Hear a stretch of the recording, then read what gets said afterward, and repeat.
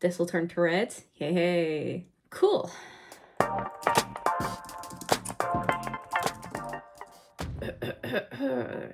Copy. Paste. Screen's recording. Crack that. Boo on the floor. Crack that. I'm very excited for this. I think it's gonna be fun. We are going to be discussing how I plan a room. Hello and welcome to a special week of a special video. It's not going to be a usual vlog. We are going to be running you through a slideshow. Love a slideshow, love a presentation. It's great. I'm so excited. Did I spend probably too much time making this? Yes. Are there going to be lots of animations? Yes. Am I ashamed about any of it? No, but I probably should be. Yay, slideshows. Today I am going to be taking you on a journey and we are going to go through how I plan and design my rooms. I quit my job a few months ago and have been renovating my house, room by room. So far we have finished the hall and we are currently working on one of the upstairs bedrooms, which is going to be our guest room. We moved into this house a while ago now. And when we got here, we're like, oh, it's just, previous homeowner style was very different hours. It was very maximalist, very dark, it was absolutely beautiful. Don't get me wrong. The way they had styled and finished it was absolutely stunning.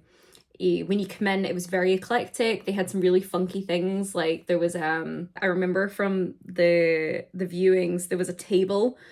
It was like a tabletop, but it was being held up by like a gorilla. It was really cool. Lots of kind of quirky and things like that. Their style was really good for that particular style, which as much as I can admire it and find it beautiful, it is not our style. So when we came in, we wanted to completely refresh the place.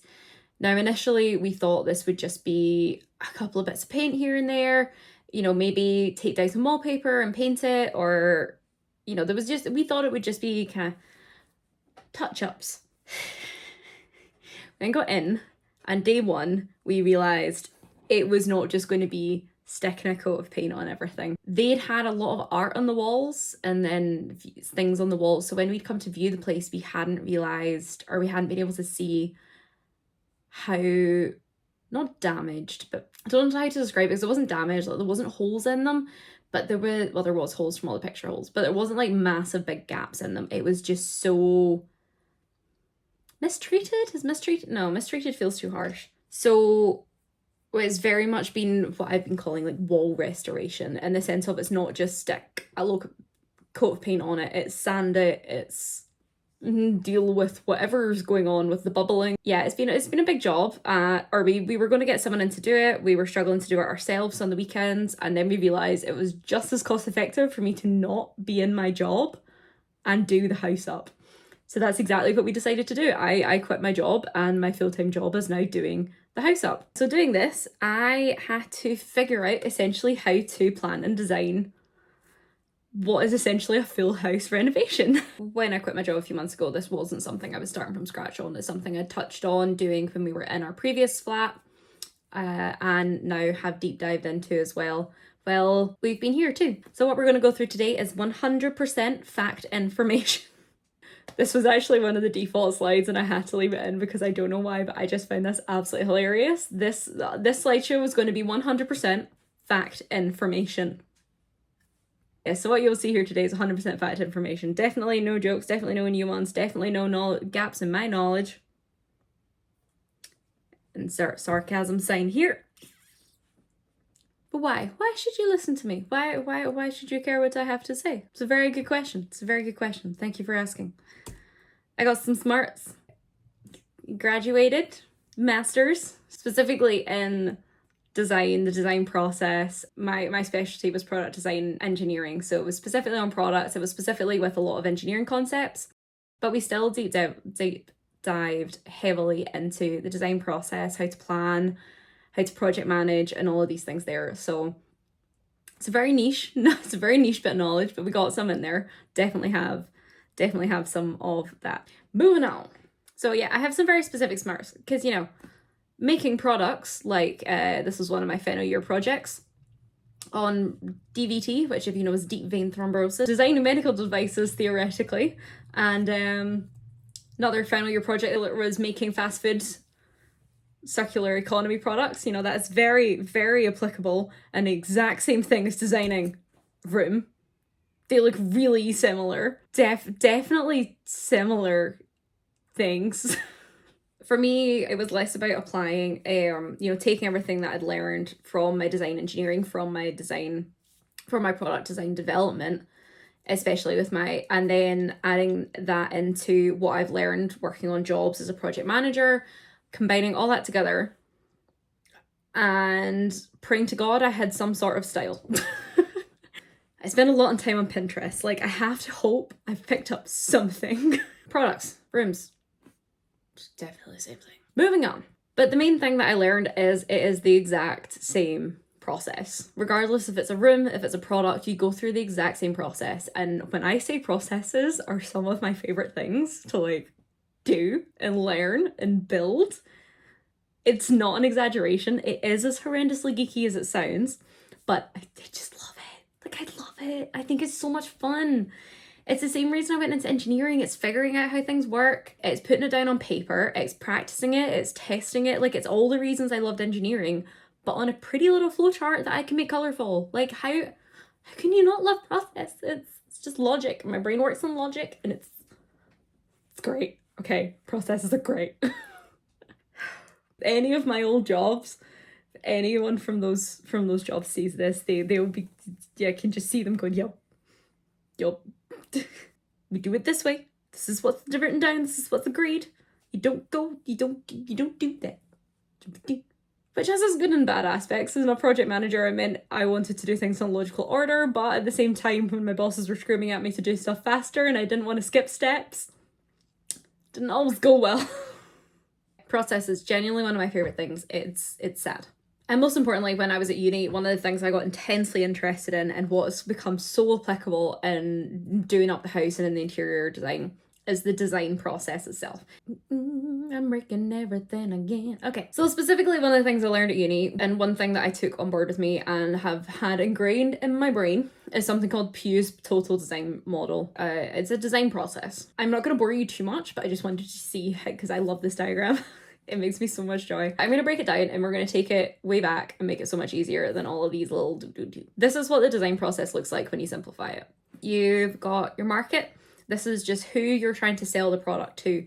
Who do you want to buy it? Who do you see it being in the hands of? Is it children? Is it adults? Is there a specific group within those categories? Like, is it boys? Is it girls? Is it thems? Like, who are we selling this to? Specification is, what are we selling them? Like, is it a toy? Is it a suitcase? What's the size of the suitcase? What's it made of? Is it going to be a fabric? Is it going to be metal?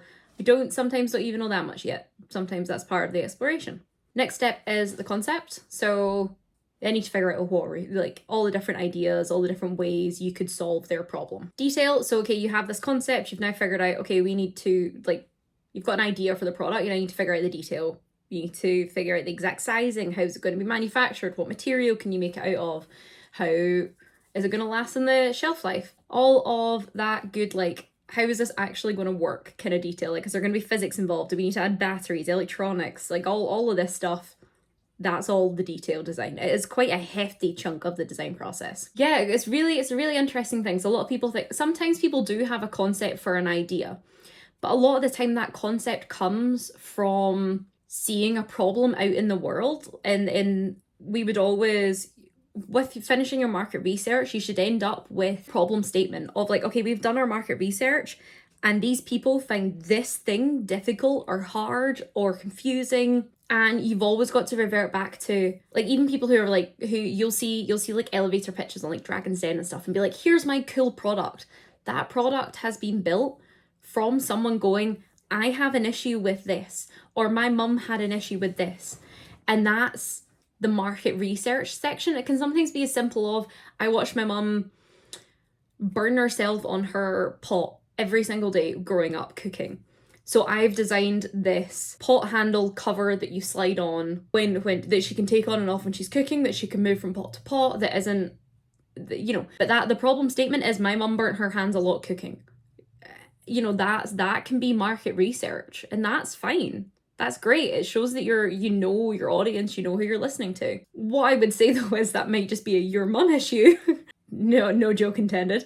And you know, you'd want to probably do further market research to see, is that an issue that your mum just has, or is that a wider issue that people in the world have? You know, you've got to kind of look at it, because it could just be your mum's got really old stainless steel pots, and there's pots out there that now have silicone handles that don't have that issue. For example, writing and art, the market is you. The market is what you want and what you want to see. And then the specification is it a painting, is it a drawing, is it a novel, is it a short story, is it a poem? And this is what I'll go through with the room as well. It all goes through the design. Almost everything in life goes through the design process. Everything that gets created by a human kind of goes through the design process. Just what your market is, what your specification is, your concepts, etc. vary. Hopefully that makes sense. So that's the kind of basic overview of the design process.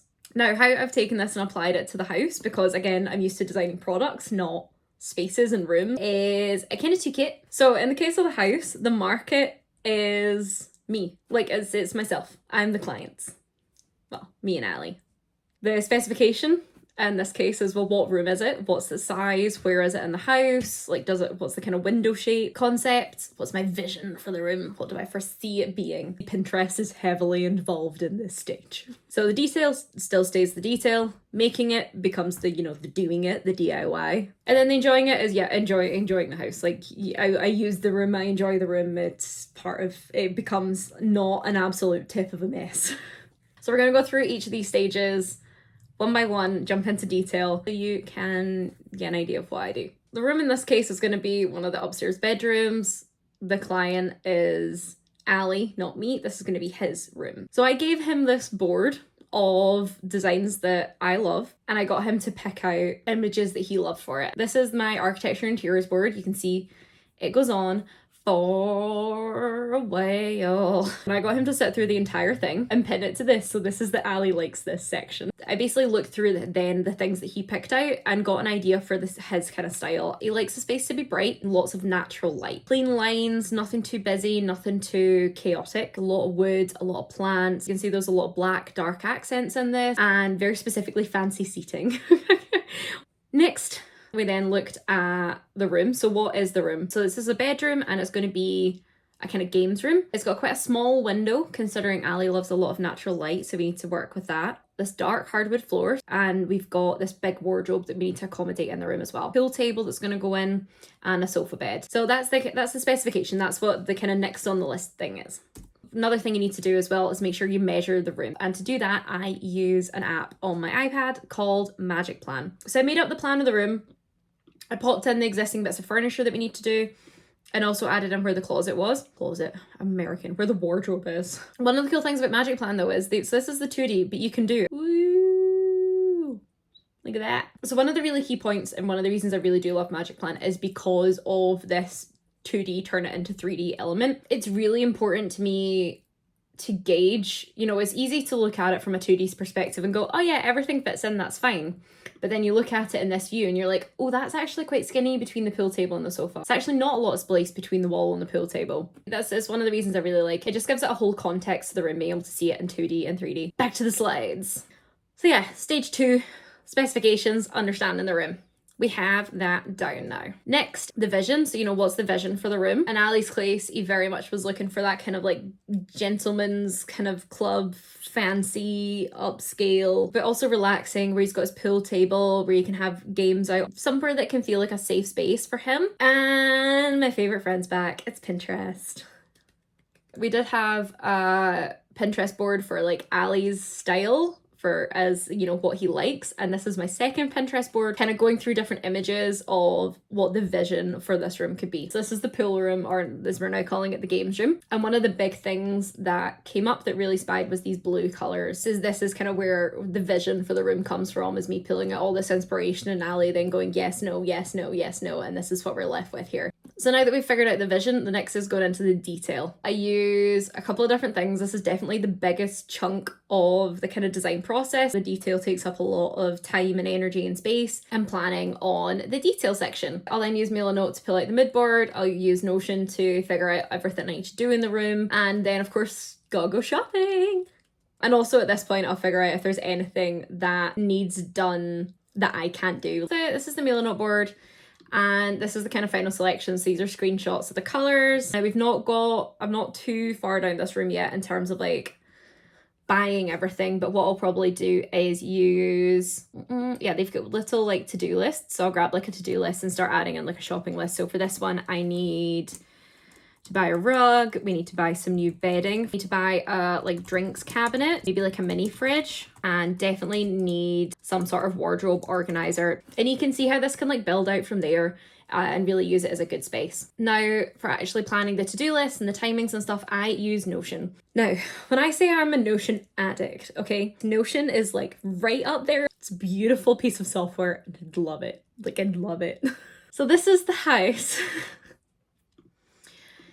So I'll pull up so you can see this is the entire timeline for my house. We've got it split up by room, we've got what needs done in each room, and then it gets plonked on the timeline with an estimate of how long it's going to take me. And then as I go along, I update it. You can just grab and drag all the little thingy-madoodads. And if I go into this page, once I then start getting specific items, I'll pop them in here, and then like how much each room has cost me as well. I log like all my expenses in there. So this is like my full board. I then go down and they're like what's done, what's not done, and keep this updated. I probably do an update every few weeks. I also use the Notion calendar. So yeah, that's kind of all the planning. They reckon. Ooh, shake a star. Would you like to say hi? Up. Oh, you good girl. Hi, baby. Oh, you just want your head scratches. Don't eat my crisps. And down. Good girl. So that's like the detail stage, getting all the detail in, figuring out how we go from the vision to, but right before we start the actually doing of it. To give you another example on what can be like the detail. So we knew from the vision that Ali wanted some sort of paneling on the room. What type of paneling, I didn't know. So I went to him with like a few options of, we can do like plywood cutouts, we can do like picture board skirting, and he ended up picking the picture board skirting, which is the image you can see in the kind of bottom left corner. He liked that kind of really thin edge kind of paneling as opposed to big thick paneling. So yeah, it's that kind of detail that you go into at this stage, so you know then what to order, what to buy, what you're going to be installing, and also gives you a chance to do any research that you want to do before you get to the install stage. Alright, so we've looked at the detailed design. Last step in the process is the do. Now this is the actual reno time. This is what you guys see me film most weeks. This is you can check out the vlogs for seeing me torture myself. Or seeing this house torture me is probably a more appropriate sentence. Yeah, so this is when the actual reno time comes in. It's where you're going to be doing the DIY or when you'll have your specialists in. And it's things for me as being like the wall restorations, painting the walls, redoing skirting, popping up curtain rails, doing furniture building, and the last little bits is like styling here and there, adding plants, adding pictures, all that stuff that makes it feel like your space as opposed to as like a hotel or something. Once you've done the do and it's all done, once it's very much like you just go do it. There's not really much to talk about. You've planned it, you know what your steps are, you just go do it.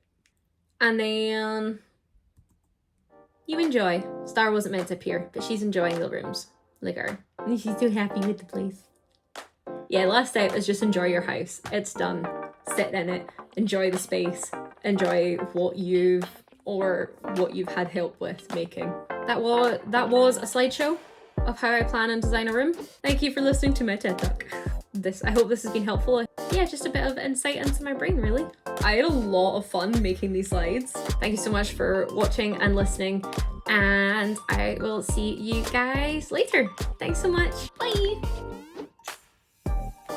Can't hear music so wonderful, I'm dancing too.